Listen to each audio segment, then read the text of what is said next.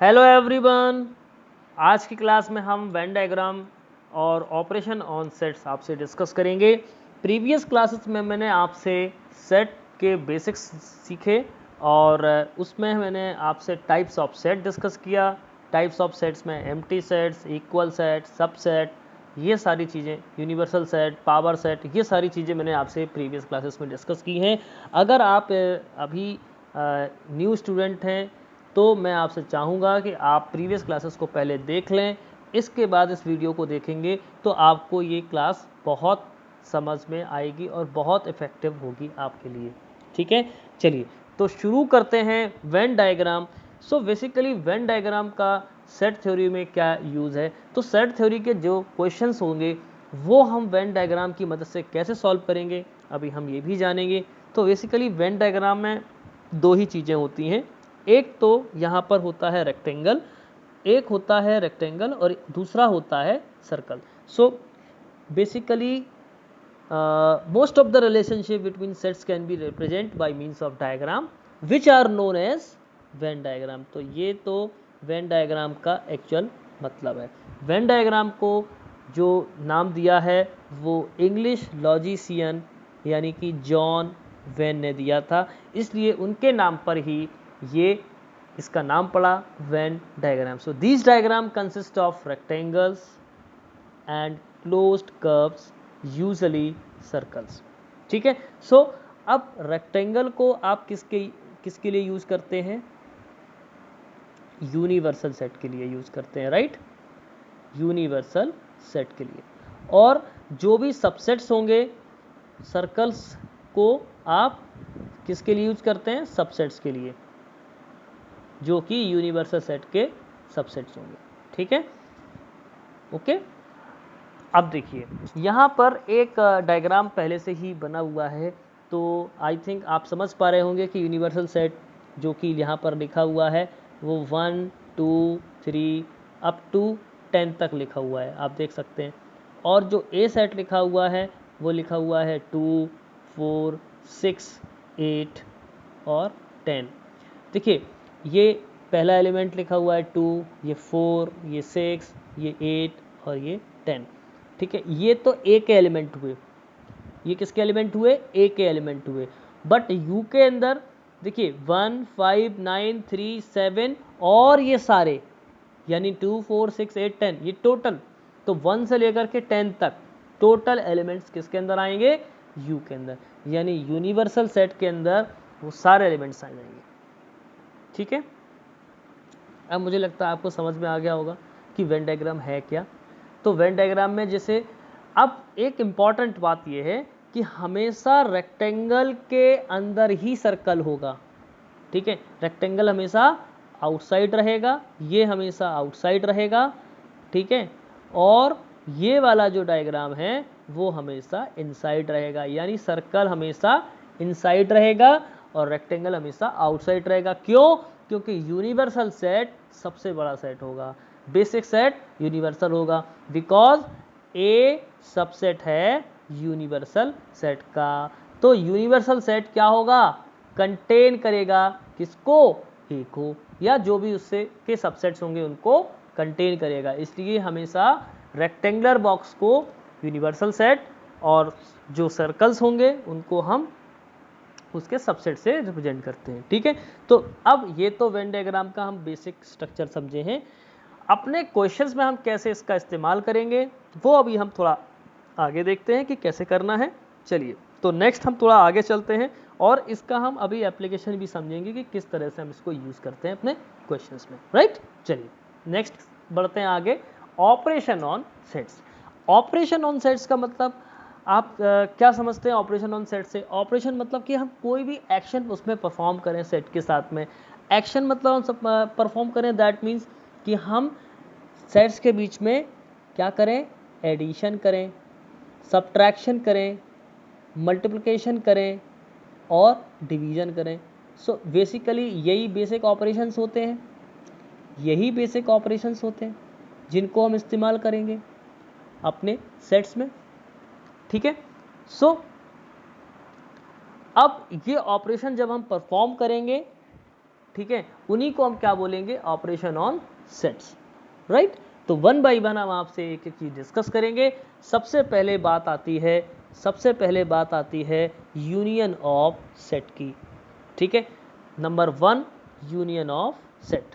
तो क्या है यूनियन ऑफ सेट, पहले तो हम इसकी डेफिनेशन पढ़ लेते हैं, फिर आपको हम इसके बेसिक मीनिंग समझाएंगे कि है क्या union of set. So let A and B be any two sets, यानी ये दो सेट्स पर परफॉर्म किया जाएगा, ठीक है। A and B be two set, ठीक है। The union of A and B is the set which consist of all elements of A और बी का यूनियन आप तब कहोगे is the set which consist of all elements of A and all elements of B.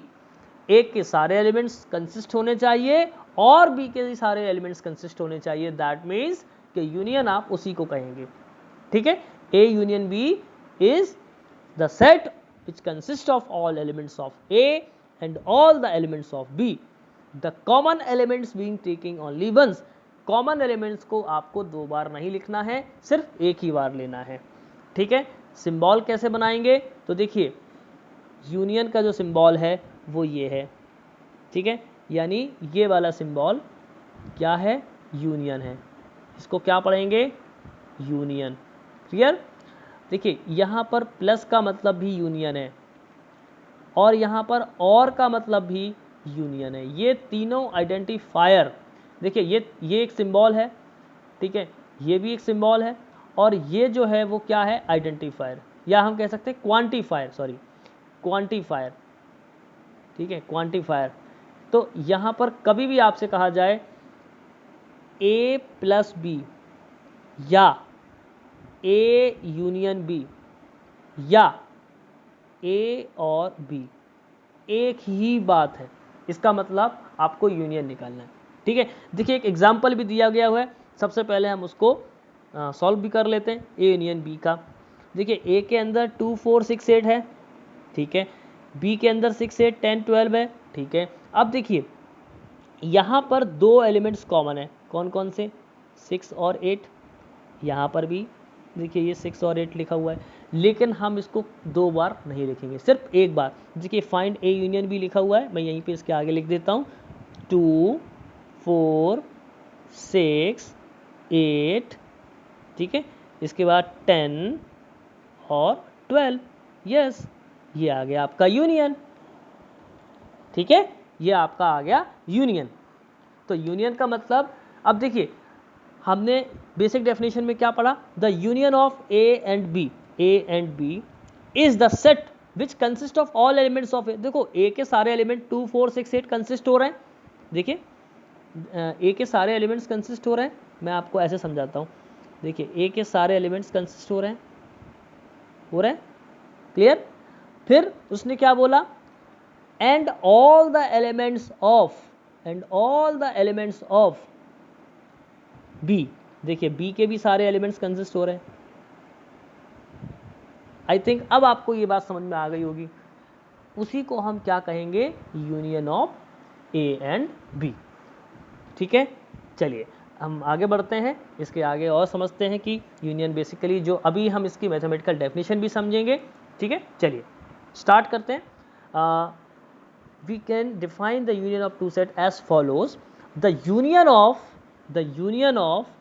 two sets A and B is the set C which consists of all those elements which are either in A or in B। देखिए C एक set है जिसमें हम A और B का union रख रहे हैं, तो उसने क्या बोला, the union of two sets A and B is the set C which consists of all those elements which are either A or in B।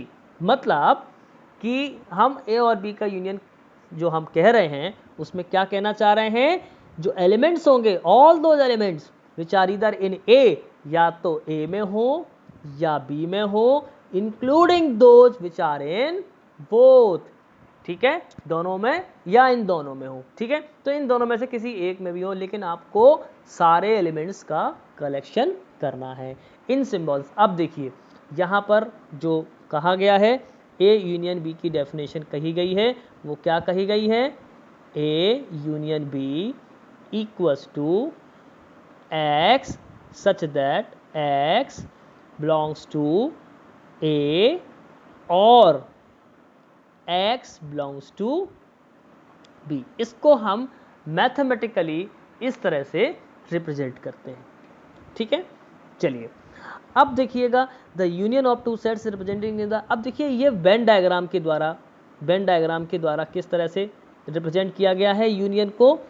इन दोनों सेट, देखिए ये है आपका ए सेट और ये है आपका बी सेट, दोनों को जोड़ दिया गया तो क्या बना, ए यूनियन बी। देखिए ये जो शेडेड रीजन है वो क्या है, क्या शो कर रहा है कि ये लिखा है ए यूनियन बी, मतलब ए के वो सारे एलिमेंट्स कंसिस्ट किए, बी के सारे एलिमेंट्स कंसिस्ट किए, तो इसलिए बोला ईदर ए और ईदर बी और इंक्लूडिंग बोथ।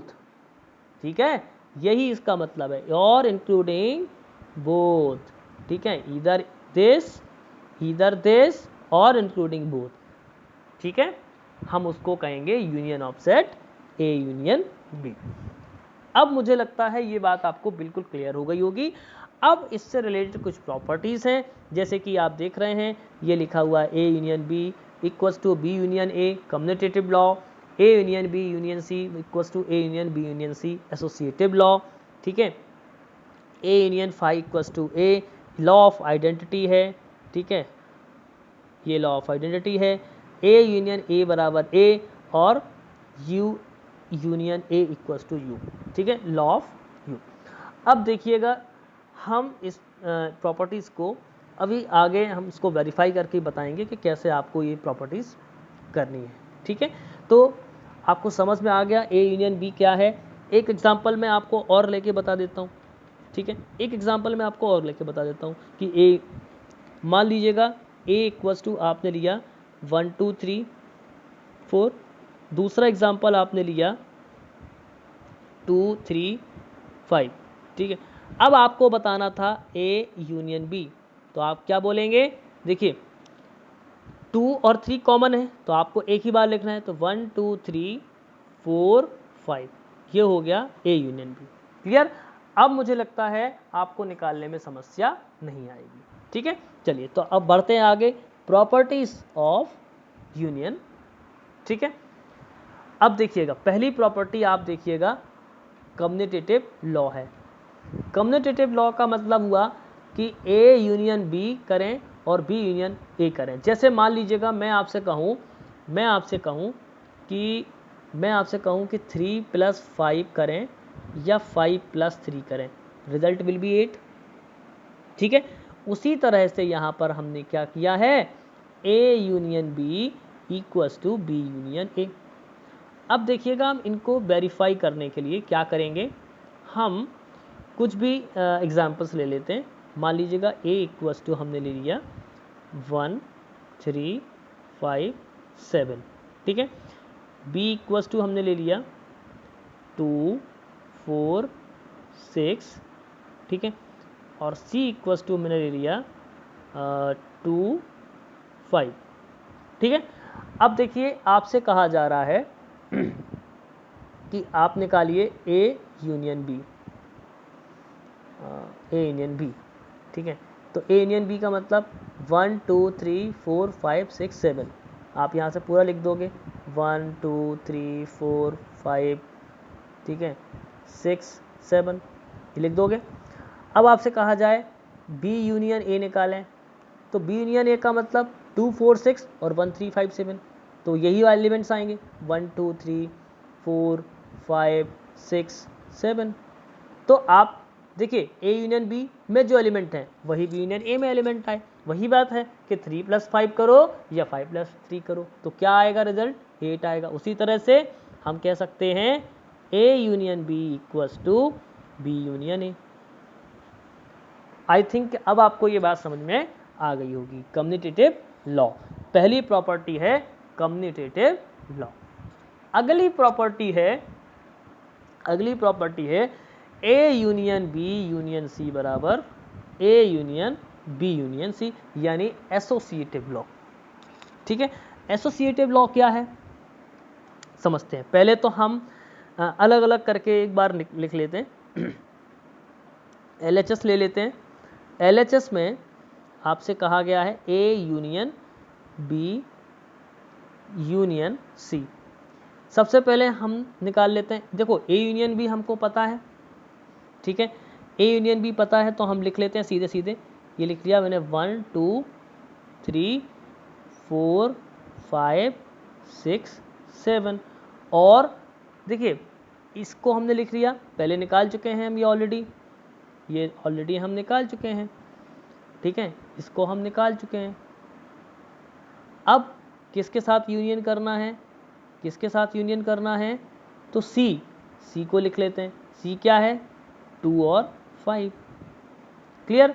तो क्या आंसर आ जाएगा, देखिए क्या आंसर आ जाएगा, आपको लिखना है 1 2 3 4 5 6 7। यहाँ पर 2 और 5 दोनों रिपीट थे तो हमें एक ही बार लिखना है। ये तो हो गया LHS। अब RHS में क्या आएगा, देखिए RHS में क्या है, A union B union C, right. अब कैसे निकालेंगे, देखो A के एलिमेंट्स क्या हैं, A के एलिमेंट्स क्या हैं वो आप लिख लीजिएगा 1 3 5 7 यूनियन। अब देखिए आप पहले अलग से निकाल लीजिएगा कि B यूनियन C है क्या, B यूनियन C है क्या। तो देखो 2 4 6 है और 2 5 है, तो 2 4 5 6, राइट, ये हो गया 2 4 5 6, ये हो गया B यूनियन C हो गया। अब आपको लिखना है तो कैसे होगा, देखिए ये होगा 2 4 5 6। अब आप देखिएगा, देखिए 1 3 5 7 यहाँ पर है और 2 4 5 6 यहाँ पर है, तो सारे एलिमेंट्स को आप जोड़ दीजिएगा, मिला दीजिएगा 1 2 3 4 5 6 7। तो इस तरह से आपने देखा कि आप कह सकते हैं कि A union B union C equals to A union B union C। Proved हो गई, राइट। अब देखिएगा थर्ड प्रॉपर्टी जो है वो क्या कहती है, थर्ड प्रॉपर्टी है कि A union phi equals to A। तो A किसी भी सेट में अगर आप phi जोड़ेंगे तो क्या मिलेगा, वही सेट मिलेगा। इसे हम क्या बोलते हैं, लॉ ऑफ आइडेंटिटी, यानी phi जो है वो आइडेंटिटी एलिमेंट है। अब एक सिंपल सी बात समझिए, जैसे मैंने आपसे कहा कि मान लीजिएगा 5 + 0, ठीक है, क्या आंसर मिलेगा, 5 मिलेगा। यानी किसी नंबर में 0 जोड़ते हैं तो क्या मिलता है, वही नंबर मिलता है। ठीक उसी तरह से किसी भी सेट में अगर हम 5 के साथ में उसका यूनियन करेंगे तो क्या मिलेगा, वही सेट मिलेगा। चलिए प्रॉपर्टी नंबर 4। अब बात आती है प्रॉपर्टी नंबर 4 में क्या, कि आपसे कहा है A यूनियन A। देखो आपसे 1 3 5 7 उसका यूनियन किसके साथ करना है, 1 3 5 7। तो क्या मिलेगा, वही सेट मिल जाएगा, वही सेट तो मिल जाएगा 1 3 5 7, सेम सेट मिला। तो अगर किसी सेट का उसी सेट के साथ में हम यूनियन करेंगे तो हमें वही सेट प्राप्त होगा, वही सेट मिलेगा, ठीक है। अगली प्रॉपर्टी है कि यूनिवर्सल सेट यानी U यूनियन A। तो यूनिवर्सल सेट का किसी भी सेट के साथ में आप यूनियन करेंगे तो क्या मिलेगा, यूनिवर्सल सेट। अब मुझे लगता है कि ये प्रॉपर्टी आपको अच्छे से समझ में आ गई होंगी। आप इन प्रॉपर्टी से रिलेटेड कुछ क्वेश्चंस कीजिएगा और इन प्रॉपर्टी को एक न्यूमेरिकल एग्जाम्पल्स लेकर के सॉल्व कीजिएगा, तो आपको ये प्रॉपर्टी दिमाग में बैठ जाएंगी। इन प्रॉपर्टीज़ का काफ़ी यूज़ भी होता है जब आप इस तरह के क्वेश्चंस करेंगे, ठीक है। चलिए अब मैं आपसे एक दो एग्जाम्पल्स डिस्कस कर लेता हूँ जिससे आपको यूनियन की प्रॉपर्टी और यूनियन ऑफ सेट्स आपको समझ में आएगा। ठीक है, चलिए, और अब हम डिस्कस करने वाले हैं यूनियन ऑफ सेट्स से रिलेटेड एक दो प्रॉब्लम्स। चलिए तो शुरू करते हैं।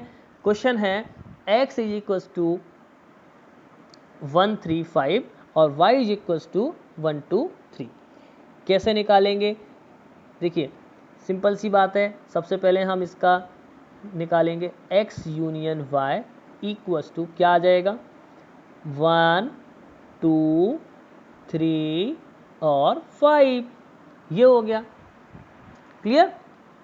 सेकेंड नंबर सवाल, यहाँ पर a यूनियन b करना है तो क्या होगा, a यूनियन b क्या होगा, देखिए क्या होगा, a e i o u है यहाँ पर और यहाँ पर क्या है a b c, तो a रिपीट है बाकी कोई रिपीट नहीं है, तो हम क्या लिखेंगे a e i o u और b c, किसी भी ऑर्डर में आप लिख सकते हैं, इसमें कोई दो राय नहीं है, आप कैसे भी लिख सकते हैं। ठीक है, चाहे आप जैसे जमा के लिखें। राइट।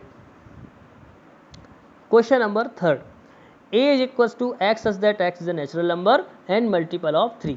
तो आप a को क्या लिखेंगे, देखिए a को क्या लिखेंगे 3 6 9 12, चूंकि ये 3 का मल्टीपल है।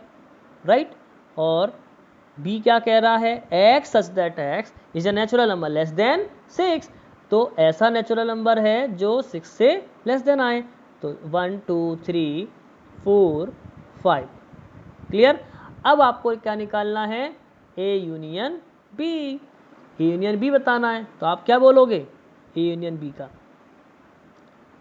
1 2 3 4 5 6 9 12 और डॉट डॉट डॉट डॉट, ये हो गया ए यूनियन बी। क्लियर? अब देखिए क्वेश्चन नंबर फोर्थ देखिएगा, मुझे लगता है आपको समझ में आ रहा होगा क्योंकि मैं थोड़ा सा जल्दी बता रहा हूँ ताकि आपको समझ में आ जाए, क्योंकि हम पहले भी डिस्कस कर चुके हैं इसलिए हम थोड़ा सा स्पीड से बता रहे हैं कि आपको क्वेश्चंस पूरे सॉल्व करा दूँ। राइट। ए है x is a natural number, x जो है वो 1 से बड़ा है पर 6 से छोटा या 6 के बराबर है, तो मतलब एलिमेंट्स आएंगे 2 3 4 5 6। बी क्या है, देखिए बी क्या है, बी आएगा x 6 से बड़ा है और 10 से छोटा है, तो आप कह सकते हैं 7 8 9। अब अगर मैं आपसे कहूँ कि a यूनियन b करें तो क्या बताएंगे आप, देखिए 2 3 4 5 6 7 8 और 9। क्लियर? तो ये आ गया आपका a union b। I hope कि आपको ये क्वेश्चन समझ में आए होंगे। अब मैं आपको वेन डायग्राम के मदद से ये क्वेश्चन बताऊंगा। ठीक है, तो वेन डायग्राम से हम क्वेश्चंस को कैसे करेंगे ये हम सीखेंगे। ओके, अब इन्हीं क्वेश्चंस को हम वेन डायग्राम की मदद से करेंगे। चलिए तो देखते हैं फर्स्ट क्वेश्चन को। देखिए यहाँ पर एक ये वाला जो बड़ा वाला यानी रेक्टेंगल जो है वो है यूनिवर्सल सेट के लिए, और ये सर्कल्स जो हैं वो दो उसके सबसेट हैं यानी कि x और y। क्लियर? चलिए अब देखिएगा, सबसे पहले तो आपका काम क्या है कि जो कॉमन एलिमेंट्स हैं उनको आप यहाँ लिखेंगे, ये जो एलिमेंट्स हैं वो कॉमन एलिमेंट्स हैं। ठीक है, तो कॉमन एलिमेंट्स देखिएगा, पहले तो आप ये सोचिएगा कि यहाँ पर अलग इन दोनों में से कॉमन कौन कौन से हैं, एक तो 1 है और दूसरा 3 है, तो जो 1 और 3 हैं वो यहाँ आ जाएंगे और जो अलग हैं वो यहाँ आ जाएंगे, यानी यहाँ पर 5 आएगा और यहाँ पर 2 आएगा। ठीक है, अब आपको बताना है x यूनियन y, तो आप क्या लिखेंगे x यूनियन y को, देखिए ये पूरा रीज़न आप जो है, देखिए ये जो पूरा रीज़न है वो आपको लेना है। ठीक है, तो हम इसको क्या कहेंगे, इस पूरे रीजन को क्या कहेंगे x यूनियन y। क्लियर? ये पूरा रीजन है, इसको हम क्या कहेंगे x यूनियन y। क्लियर? तो वेन डायग्राम से आप इस क्वेश्चन को करेंगे, बहुत इजीली होगा। अभी तो ये छोटा क्वेश्चन था तो हम नॉर्मल वैसे भी लिख सकते हैं, ठीक है। जब बड़े क्वेश्चन होंगे तो आप कैसे करेंगे वेन डायग्राम को, तो इस तरीके से आपको करना है। शेडेड रीजन आपको दिखाएगा कि आपने जो यूनियन निकाला है वो ये है, राइट। अब एक क्वेश्चन नंबर 4 है, ये डिस्कस कर लेते हैं। यहाँ पर तो हमें कुछ कॉमन थे, अब जब कुछ कॉमन नहीं होंगे तब क्या होगा। देखिए ये सेट है आपका U, आपको पता है ये यूनिवर्सल सेट है, और ये सेट है A, इसको लिख लीजिएगा A और इसको लिख लीजिएगा B, ठीक है। A के एलिमेंट्स क्या क्या थे, देखिए A के एलिमेंट्स क्या क्या थे, A के एलिमेंट्स 2 3 4 5 6, और B के क्या थे 7 8 9। तो यहाँ पर हम 7 8 और 9 लिख लेते हैं, और यहाँ पर 2 3 4 5 और 6 ये लिख लिए, ठीक है। अब आपको क्या बताना है, A यूनियन B। तो आप क्या कहेंगे, ये वाला पूरा रीजन शेडेड रीजन जो है वो क्या है, A यूनियन B।